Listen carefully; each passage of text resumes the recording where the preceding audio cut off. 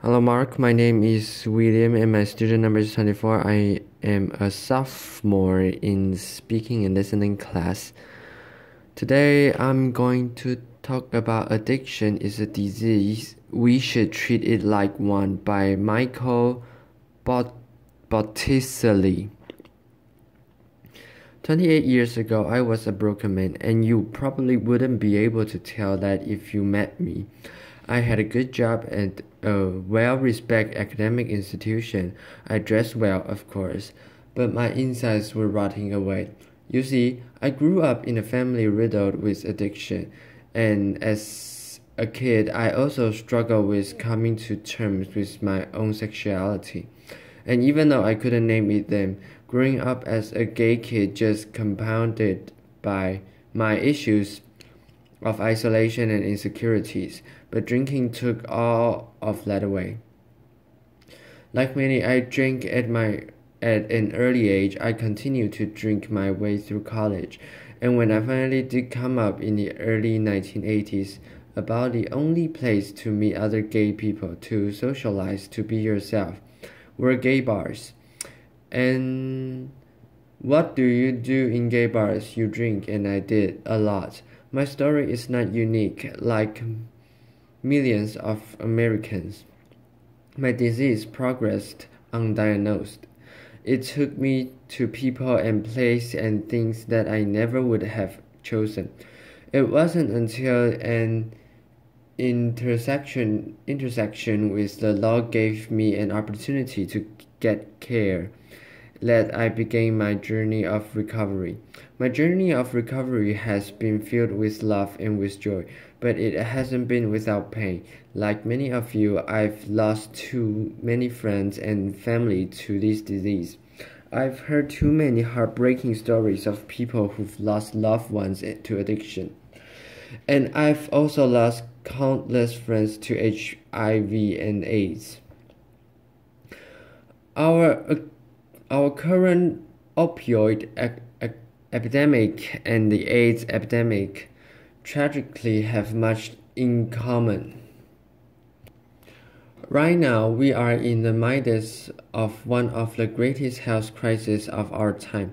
During 2014 alone, 28,000 people died of drug overdose associated with prescription drugs and heroin. During the 1980s, scores of people were dying from HIV and AIDS. Public officials ignored it. Some wouldn't even utter the words they didn't want treatment.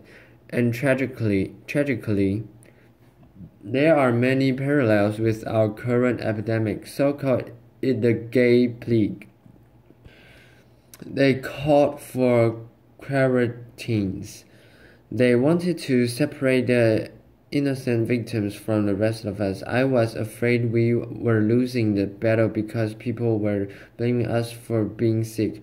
Public policy was being held hostage by stigma and fear. And also held hostage were compassion, care, research, recovery, and treatment. But we changed all that. Because out of the pain of lost death, we saw a social and political movement. AIDS galvanized us into action, to stand up, to speak up, and to act out. And it also galvanized the LGBT movement. We knew we were in a battle for our lives because silence equaled death. But we changed and we made things happen. And right now we have the potential to see the end of HIV/AIDS in our life. These changes came into no small part by the courageous yet simple decision for people to come out to their neighbors, to their friends, to their families, and to their co-workers. Years ago, I was a volunteer for the NAMES project. This was an effort started by Cliff Jones in San Francisco to show that people who died of AIDS had names and faces and families and people who loved them. I still recall unfolding the AIDS memorial quilt on the National Mall of a brilliant day of October 1988. So fast forward to 2015, the Supreme Court's decision to strike down the ban on same-sex marriage. My husband, Dave, and I walked over the step of the Supreme Court to celebrate that decision with so many other people, and I couldn't help but think how far we came around LGBT rights, and yet how far we needed to go around issues of addiction. When I was nominated by President Obama to be his director of drug policy, I was very open about my recovery and about the fact that I was a gay man, and at no point during my confirmation process, at least that I know of, did the fact that I was a gay man come to bear on my candidacy or my fitness to do this job, but my addiction did. At one point, the congressional staffer said that there was no way that I was going to be confirmed by the United States Senate because of my past, despite the fact that I had been in the recovery for over 20 years, and despite the fact that this job takes a little bit of knowledge around addiction after. So, this is an stigma that people with substance use disorder face every single day. And I have to tell you, it's still why I'm more comfortable coming out as a gay man than I was as a person with history of addiction. Nearly every family in America is affected by addiction, yet unfortunately, too often it's not talked about openly and honestly. It's whispered about, it's met with derision and scorn. We hear these stories time and time again. On TV, online, we heard it from public officials, and we heard it from family and friends. And those of us with an addiction, we hear those voices.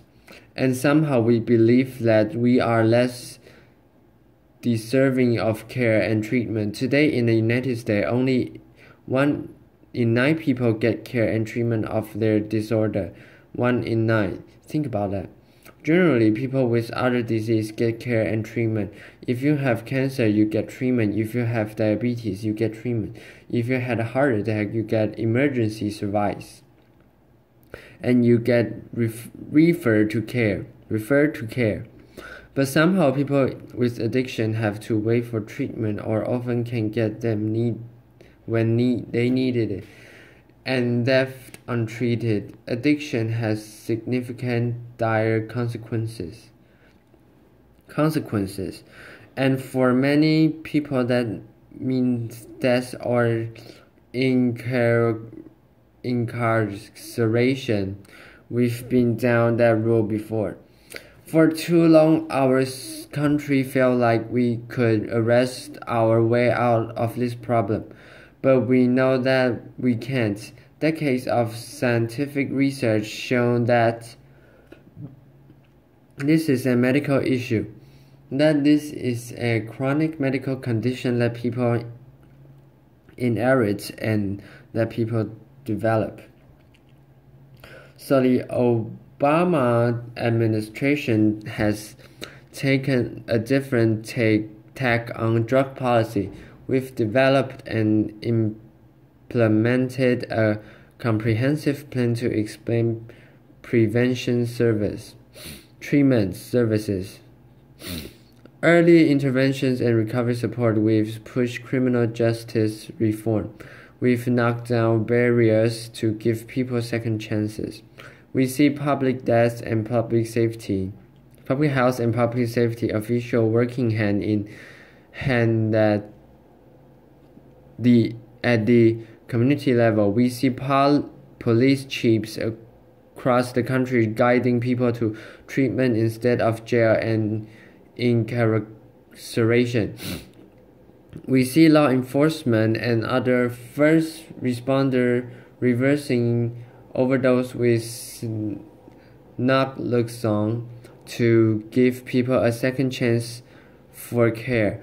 The Affordable Care Act is the biggest expansion of substance use disorder treatment in a generation, and it also calls for a integration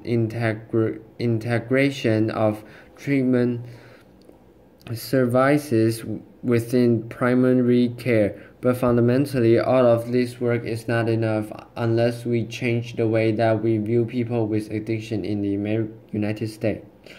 Years ago, when I finally understood that I had a problem and I knew that I needed help, I was too afraid to ask for it. I felt that people would think I was stupid, that I was weak-willed, that I was morally flawed. But I talk about my recovery because I want to make change. I want us to see that we need to be more open and candid about who we are and what we can do. I'm a public about my own recovery, not to be self-congratulatory.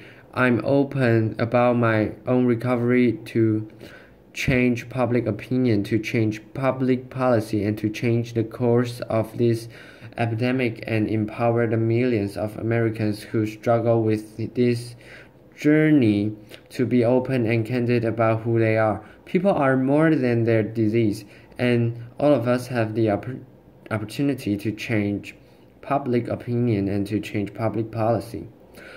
All of us know someone who has an addiction, and all of us can do our part to change how we view people with addiction in the United States.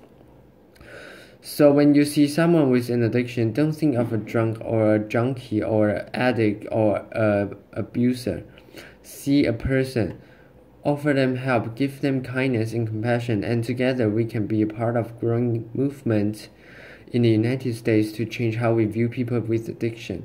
Together we can change public policy. We can ensure that people get care when they need it, just like any other disease. We can be part of growing unstoppable movements to have millions of Americans enter recovery and put an end to this epidemic. Thank you very much. Applause.